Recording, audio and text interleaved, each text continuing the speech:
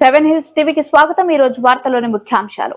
రాబోయే ఎన్నికల్లో TDP Janasena BJP ఉమ్మడిగా పోటీ చేస్తుందని భారతీయ జనతా పార్టీ జిల్లా అధ్యక్షులు జగదీశ్వర్ నాయుడు, ప్రధాన కార్యదర్శి అట్లూరి శ్రీనివాసులు, చిత్తూరు అసెంబ్లీ నియోజకవర్గ టీడీపీ అభ్యర్థి గురిచాల జగన్మోహన్ వెల్లడించారు।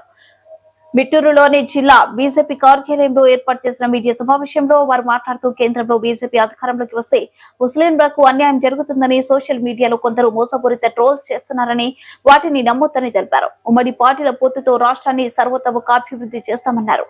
ముస్లింల అభివృద్ధికి చర్యలు చేపడతామని హామీ ఇచ్చారు। వైసీపీ పాలనలో ముస్లిం పథకాలను రద్దు చేశారని గుర్తు చేశారు। 2019-24 వరకు జరిగిన దాడులను, రౌడీ రాజకీయాలను ప్రజలు చూస్తున్నారని, రాబోయే ఎన్నికల్లో ఉమ్మడి పార్టీ అభ్యర్థి గురిచాల జగన్మోహన్ ను గెలిపించాలని కోరారు। ఈ సమావేశంలో చిత్తూరు మాజీ ఎమ్మెల్యే సీకే బాబు, మాజీ ఎమ్మెల్సీ రాజసింహులు, రాజ్యసభ మాజీ సభ్యురాలు ఎన్పీ దుర్గా రామకృష్ణ, బీజేపీ రాష్ట్ర కార్యవర్గ సభ్యులు మాజీ ఎమ్మెల్యే వెంకటేశ్వర చౌదరి, జనసేన పార్టీ చిత్తూరు నియోజకవర్గ సమన్వయకర్త ఆరణి కవిత, పూతలపట్టు నియోజకవర్గం టీడీపీ అభ్యర్థి మురళీమోహన్, టీడీపీ జిల్లా అధ్యక్షులు పులివర్తి నామి తదితరులు పాల్గొన్నారు। అక్కడ గోతులు పూడ్చడానికి కూడా ఈ రోజు జగన్మోహన్ రెడ్డి గారికి వీలు కావడం లేదు, ఆయనకి అక్కడ చూడడానికి లేదు। కానీ నరేంద్ర మోడీ గారు ఈ రోజు అంతర్జాతీయ ప్రమాణాలతో కరెక్ట్ గా సంవత్సరం రోజుల వ్యవధిలో దాన్ని నిర్మాణం చేస్తామని కూడా వారు చెప్పడం జరిగింది। అదేవిధంగా చిత్తూరు చెన్నై బెంగళూరు ఎక్స్ప్రెస్ హైవే కావచ్చు, 4 లైన్ రోడ్ కావచ్చు, చిత్తూరు తచ్చూరు రోడ్డు కావచ్చు, అదేవిధంగా మనకి ఏదైతే అనంతపురం నుంచి బళ్ళారి దాకున్న రోడ్డు, కుప్పం బలంనేరు కింద వెళ్ళే రోడ్డు కావచ్చు, అదేవిధంగా మనకు చిత్తూరు నుంచి కడప దగ్గర ఉన్న రోడ్డు కావచ్చు, చిత్తూరు నుంచి నాయుడుపేటకు ఉన్న రోడ్డు కావచ్చు, నరేంద్ర మోడీ గారి ఆధ్వర్యంలో కేంద్ర ప్రభుత్వం ఆ రోజు ఉమ్మడి అలయన్స్ గవర్నమెంట్ 2014లో ఉన్నప్పుడు మంజూరైన ప్రాజెక్టులన్నింటినీ ఈ రోజు నరేంద్ర మోడీ గారు కొనసాగించి వాటిని పూర్తి చేయడం జరిగింది। చిత్తూరు ప్రజలకు ఇంకో కానుకగా నరేంద్ర మోడీ గారు భారతీయ జనతా పార్టీ నుంచి మేము చేసిన విజ్ఞప్తి కోసం ఏదైతే చెన్నై నుంచి మైసూర్ దాకా బుల్లెట్ ట్రైన్ మంజూరైంది, అందులో భాగంగా మన చిత్తూరు కూడా ఒక రైల్వే స్టేషన్ మనకు కావాలని అభ్యర్థించిన మీద రైల్వే బోర్డు దాన్ని మంజూరు చేసింది। గతంలో 2014 నుంచి 19 వరకు బీజేపీతో ఎన్డీఏ ప్రభుత్వంలో ఉన్న తెలుగుదేశం ప్రభుత్వం ఏ విధంగా రాష్ట్రం అభివృద్ధి చేశారని చూసుంటారు। ఆ రోజు అమరావతి క్యాపిటల్కి రెడీ చేయడం కానీ, పోలవరం ప్రాజెక్టు 75% కంప్లీట్ చేయడం కానీ, మన చిత్తూరు జిల్లాలో ఉన్నటువంటి పారిశ్రామిక రంగం కారిడార్లన్నింటినీ కూడా ఏ విధంగా డెవలప్ చేశారో తెలుసు। కానీ ఆ రోజు ప్రజల అభిష్టం మేరకు 2018లో ఎలక్షన్ ముందు బయటకు రావడం జరిగింది। నరేంద్ర మోడీ గారికి, అలాగే చంద్రబాబు నాయుడు గారికి, పవన్ కళ్యాణ్ గారికి ప్రత్యేక ధన్యవాదాలు। ఎందుకంటే ఈ దేశమే కాదు రాష్ట్రం కూడా బాగుపడాలని మంచి ఆలోచనతో 3 పార్టీలు కలిపి ఉమ్మడి మేనిఫెస్టో కావచ్చు, ఉమ్మడిగా ఈ ఎలక్షన్స్ 2024లో పాల్గొనబోతున్నాం। కావున బీజేపీ నాయకులు, కార్యకర్తలు, ఈ చిత్తూరు నియోజకవర్గానికి సంబంధించిన టోటల్ బీజేపీకి ఉన్న నాయకత్వం కావచ్చు, మీ అందరినీ కోరుకునేది ఇరు పార్టీలు ఏవైతే తెలుగుదేశం, జనసేన ముందే కలిసింది కాబట్టి ఇప్పుడు మీ కలియుగ కూడా మా అందరికీ ఇంకా ఎంతో బలాన్ని ఇస్తుంది। మీ అందరినీ కోరుకునేది ఒకటే, మన రాష్ట్రం బాగుపడాలి అంటే తెలుగుదేశం పార్టీ ఇక్కడ రావాలి, దేశం బాగుపడాలి అంటే పైన నరేంద్ర మోడీ గారు తిరిగి ఈ దేశ ప్రధాని కావాలి। అత్యంత మెజారిటీతో అంటే 400 పైగా ఎంపీ సీట్లని బీజేపీ గెలుచుకొని ఒక ఉన్నతమైన శక్తిగా భారతదేశం ఎదగాలి అంటే దానికి నరేంద్ర మోడీ గారే కారణం। అలాగే ఇక్కడ ఆంధ్ర రాష్ట్రంలో జరిగే అన్యాయాల మొత్తాన్ని గమనించిన భారత జనతా పార్టీ ఇవాళ రేపు సభ చిలకలూరుపేటలో జరుగుతున్న రేపు సభలో మోదీ గారు కూడా మన ఆంధ్ర రాష్ట్రం పట్ల అనేక మంచి సంక్షేమాలని తెలియజేస్తారని భావిస్తూ బలమైన మెజారిటీగా మన 3 పార్టీలు కలిసాం కాబట్టి ఈ మెజారిటీ చూస్తే కానీ మన చిత్తూరు నియోజకవర్గానికి ఇంకా మంచి కార్యక్రమాలు చేసే అవకాశం కలుగుతుందని భావిస్తూ సెలవు తీసుకుంటాం।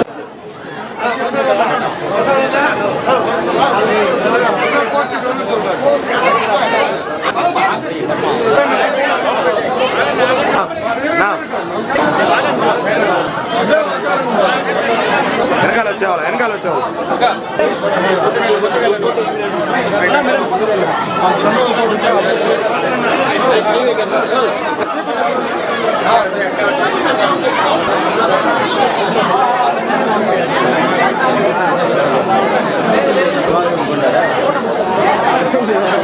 Bapak.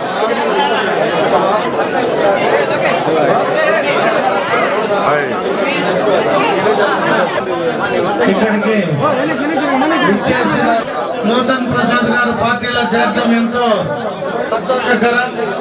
వారికి కూడా మీ అందరి మద్దతు బలంగా ఉండాలి. వాళ్ళు 13 ఏళ్లుగా వైసీపీ పార్టీలో 10 ఏళ్లుగా కష్టపడడం గుర్తింపు దక్కలేదని ఇవాళ మన తెలుగుదేశం పార్టీలో జాయిన్ అయిన సందర్భంగా మీ అందరూ కూడా వారిపైన విశ్వాసాన్ని ఉంచి మీరంతా వారికి కష్టపడి పార్టీకి సంబంధించిన అన్ని కార్యక్రమాల్లో పాల్గొని బాగా చేసుకోవాలని మనసారా. వడ్డెర కులస్తులకు అన్యాయం చేశారని వైసీపీ నేత పెద్దన మాట్లాడడం దారుణంగా ఉందంటూ తెలుగుదేశం పార్టీ వడ్డెర కులస్తులు ఆరోపించారు. ఈ సందర్భంగా కుప్పం నియోజకవర్గ వడ్డెర సంఘం అధ్యక్షుడు మాధవన్ మరియు వడ్డెర కులస్తులు రవి కుప్పం తెలుగుదేశం పార్టీ కార్యాలయంలో ఏర్పాటు చేసిన మీడియా సమావేశంలో వారు మాట్లాడుతూ వడ్డెర కులస్తులకు పెద్దపీట వేసింది చంద్రబాబు మాత్రమేనని గుర్తు చేశారు. వైసీపీ హయాంలో వడ్డెర్లకు ఏమి చేశారో తెలియజేయాలన్నారు. వడ్డెర్లను విభజించు పాలించు అనే విధంగా వైసీపీ చేస్తుందన్నారు. వడ్డెర కార్పొరేషన్ ఏర్పాటు చేసింది చంద్రబాబు అని తెలిపారు. వడ్డెర కమ్యూనిటీ భవన నిర్మాణానికి పోడూరు వద్ద 2 ఎకరాల స్థలాన్ని చంద్రబాబు కేటాయించారని తెలిపారు. చిత్తూరులో మీటింగ్ అంటే మేమంతా కలిసినప్పుడు ఎప్పుడో 80-90లో మేము వడ్డెల గురించి కష్టపడి ఈ పార్టీల గురించి బీసీలో చేర్చాలనే విషయాలకి చిత్తూరు దాకా పోయి ఆ ధర్నాలు పాల్గొని ఎన్నో కష్టాలు పడిన వాళ్ళు మేము. పెద్దన్నకి ఇవన్నీ కూడా తెలియదు. అప్పుడు పెద్దన్న చిన్న పిల్లోడు ఆ బెంగళూరులో ఏడో ఉన్నాడు. ఇప్పుడు ఒక 4 ఏళ్ళప్పుడు వీడు వచ్చేసి వైసీపీలో ఎవరు లేదు కాబట్టి నిన్ను ఎంచుకున్నారు పెద్దన్న. మేము ఎంతోమంది మన పార్టీలో కుప్పంలో ఎంతోమంది చంద్రబాబు గురించి మా గురించి చంద్రబాబు నాకు తెలుసు, మా గురించి చంద్రబాబు గురించి మాకు తెలుసు. ఎన్నో అభివృద్ధి పనులంటే చంద్రబాబు గురించి ప్రతి ఊరికి. ఇప్పుడు మీ ఎంపీపీ బందారులపల్లి ఎంపీపీ ఎందుకు రోడ్డు వేసుకోలేదు? ఆ గుంతల భయం ఎట్లుంది? అది పెద్దన్న నీకు కనపలేదా? మీ ఊరికి రోడ్ వేసింది. అసలు మట్టి రోడ్డు కూడా మీ ఊరికి లేకుండా పోయా పెద్దన్న. ఇప్పుడు రోడ్ వేసుకున్నావా? మా ఊరికి ఇప్పుడు మా ఊరు 10 ఊర్లు ఉన్నాయి. మండలం పెద్దన్న గారు మీడియాలో ఏదేదో మాట్లాడతాడు. ఆయనకి ఏం మాట్లాడుతున్నామో ఆయనకే తెలియదు. ఆయన పదవిలో ఉంటాడు, ఏదో డిస్ట్రిక్ట్ చైర్మన్ నీకు కూర్చొని కుర్చీ లేదు. కాకపోతే నువ్వు కూడా మాట్లాడతావు. చంద్రబాబు నాయుడు మాట్లాడే అర్హత నీకు లేదు. పార్లమెంట్ అసెంబ్లీ ఎన్నికల షెడ్యూల్ విడుదలై ఎన్నికల ప్రవర్తన నియమావళి అమలులోకి వచ్చిన నేపథ్యంలో నగరంలో ఎన్నికల నియమావళిని పారదర్శకంగా పక్కాగా అమలు చేయాలని ఏఆర్ఓ నగరపాలక కమిషనర్ జె అరుణ అధికారులను ఆదేశించారు. ఈ సందర్భంగా కమిషనర్ మాట్లాడుతూ ఎన్నికల నియమావళి ప్రకారం నగరంలో ఎక్కడ రాజకీయపరమైన పోస్టర్లు, బ్యానర్లు కనిపించరాదన్నారు. ముందస్తు చర్యల ఉదయం నుంచే నగరంలో పోస్టర్లు, బ్యానర్లు తొలగింపు కార్యక్రమాన్ని చేపట్టామని అన్ని వార్డుల్లోనూ నగరపాలక అధికారులు, వార్డు కార్యదర్శులు, సిబ్బంది జల్లెడపట్టి పోస్టర్లు, బ్యానర్లను తొలగించే కార్యక్రమానికి శ్రీకారం చుట్టామన్నారు. గోడలు, విద్యుత్ స్తంభాలపై రాసిన వాటిపై తెలుపు రంగు పెయింట్ వేయించి ప్రభుత్వ సంక్షేమ పథకాలకు సంబంధించిన పోస్టర్లను తొలగించామని తెలిపారు. ప్రధాన రహదారులు, కూడళ్లు, వీధుల్లో కలియ తిరిగి తనిఖీ చేసి ఎక్కడ రాజకీయపరమైన పోస్టర్లు, బ్యానర్లు ఉండరాదని అధికారులను హెచ్చరించారు.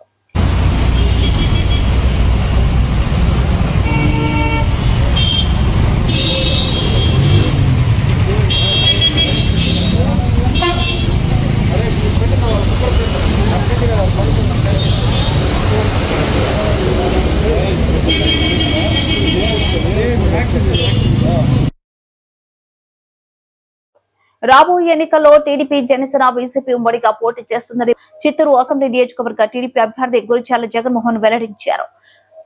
మరింత సమాచారం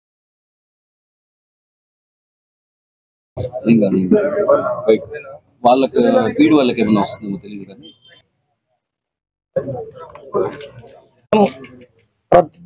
పత్రిక మరియు ఎలక్ట్రానిక్ మీడియా పాత్రికేయులందరికీ చాలా శుభవార్త. ఈరోజు ఈసీ ఎన్నో రోజుల నుండి వేచి చూస్తుంటే ఈరోజు ఒక శుభ పరిణామం. ఈ రాష్ట్రం నుండి వైసీపీ పార్టీని తరిమి కొట్టే రోజులు దగ్గరలో పడినాయని ప్రజలు కూడా ఎంతో హర్షం వ్యక్తం చేశారు. ఇవాళ మరీ ముఖ్యంగా ఆంధ్ర రాష్ట్రంలో మీరు 5 ఏళ్లకు ముందు 5 ఏళ్ళు తర్వాత అన్నట్టు 2014లో ఆంధ్ర రాష్ట్రము విభజన జరిగిన తర్వాత శ్రీ నారా చంద్రబాబు నాయుడు గారు చేపట్టిన ఏ పథకాన్ని కానీ, ఏ ఒక్క కట్టడాన్ని కానీ కట్టలేని ఈ వైఎస్ఆర్ ప్రభుత్వం అనేక మాటలు చెప్పి 2019లో అధికారంలోకి వచ్చాక ప్రజల సమస్యల పట్ల ప్రజావేదికను నిర్మించి ప్రజల సమస్యలను తెలుసుకునే ఒక భవనం ఉంటే కూడా వాటిని కూలగొట్టడం తప్పితే కట్టడం చేతగాని ముఖ్యమంత్రిని గత 5 ఏళ్లుగా ఆంధ్ర రాష్ట్ర ప్రజలు భరించడం చూశాము.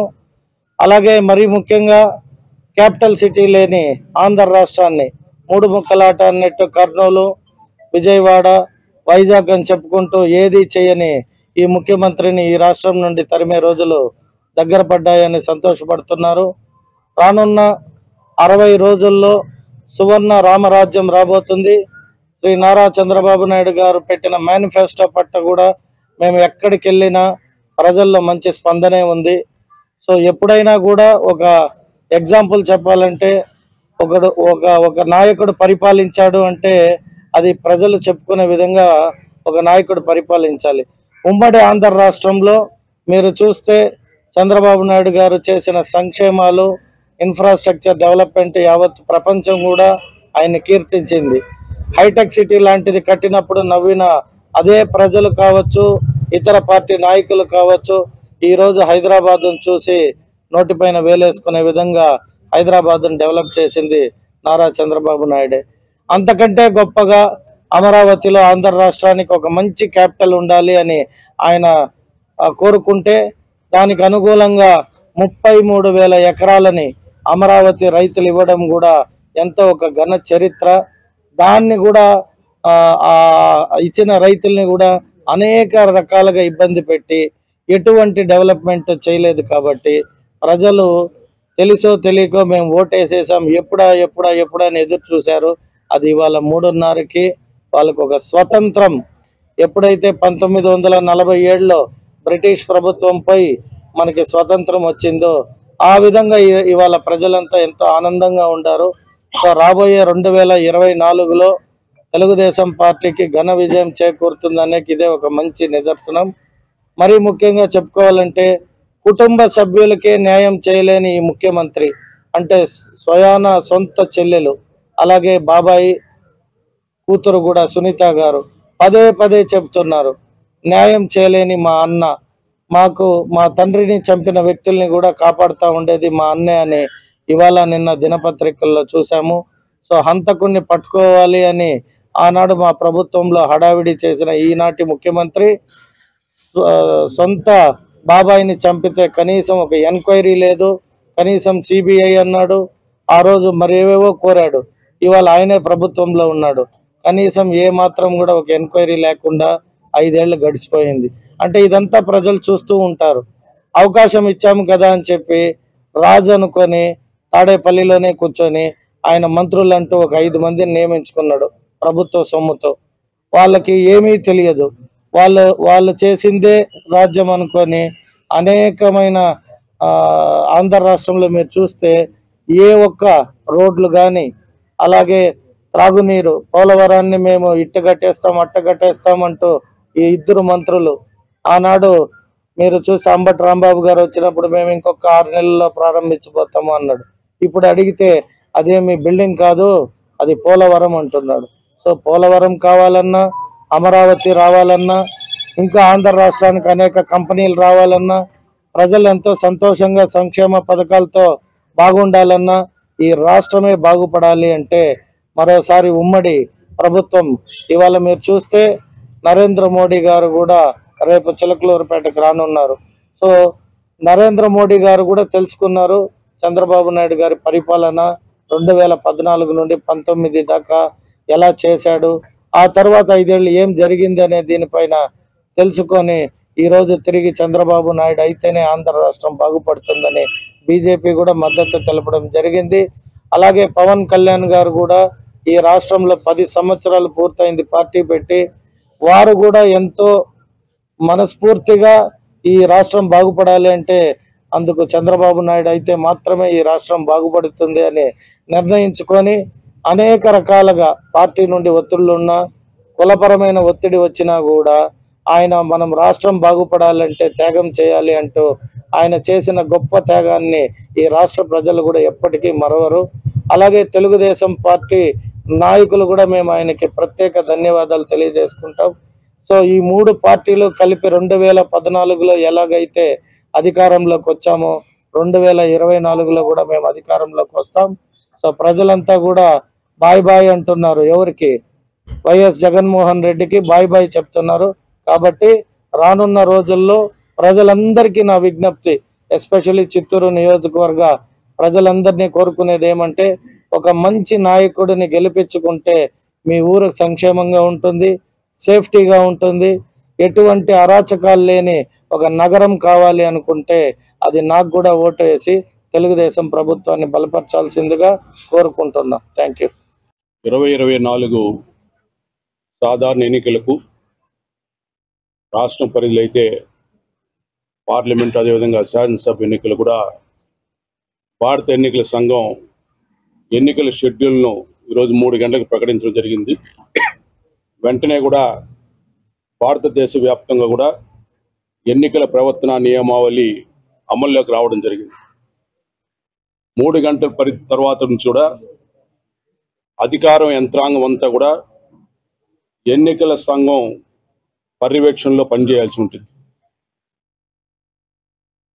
ఈ దుష్ట పాలనకు ఈ రోజుతో విముక్తి కలిగింది. మీరంతా చూశారు, గత 5 సంవత్సరాలుగా జగన్మోహన్ రెడ్డి పాలనలో ఈ రాష్ట్రం విధ్వంసానికి గురైంది, అరాచక పాలన కొనసాగింది, దుష్ట పరిపాలన కొనసాగింది. ప్రజల మీద విపరీతమైనటువంటి ఆర్థిక భారం మోపారు. అన్ని రకాల వస్తువుల ధరలు పెంచారు, పన్నులు పెంచారు, ఛార్జీలు పెంచారు, చెత్త పన్ను వేశారు, ఇంటి పన్నులు పెంచారు. ప్రతి కుటుంబం పైన కూడా ఆర్థిక భారం మోయలేంత భారం మోపారు. మరింత సమాచారం కోసం చూస్తూనే ఉండండి 7 హిల్స్ టీవీ.